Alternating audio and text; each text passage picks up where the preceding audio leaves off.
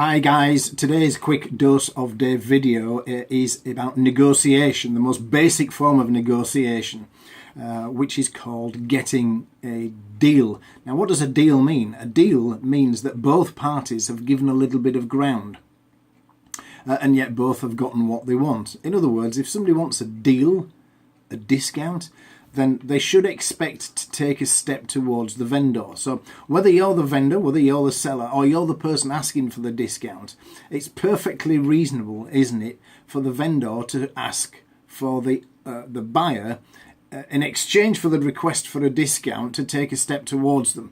Now, my preferred step is action.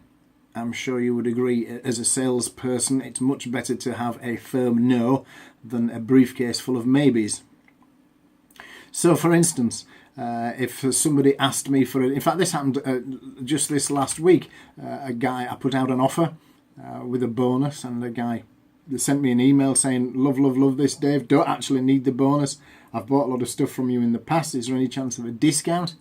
And I was in a hurry, so I said, yeah, okay, fair enough. I sent him a link to a pretty steep discount, about 30%. And what did he do? Nothing. And the reason he did nothing is because I didn't ask him to take a step towards me. I don't know why I did that. It's against all my rules, but if you're going to do a deal with somebody or you're asking for a deal, then fully expect to take a step towards the vendor. So, of course, what I should have said was, yeah, you have been a good customer. I'll tell you what, here's a link that's good till midnight. If you take action before midnight, then you can get this steep discount, but the link expires at midnight, and mean it.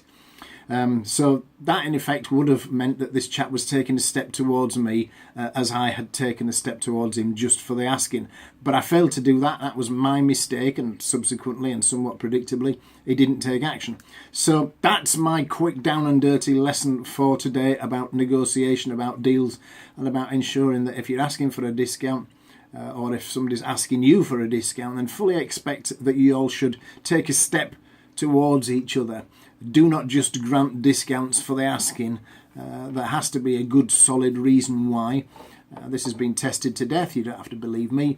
Let's say you're in a Mercedes dealership and you were asking for a discount on a new car. Now you probably know this, but the margins on new cars are wafer thin. There's very, very little wiggle room on new cars.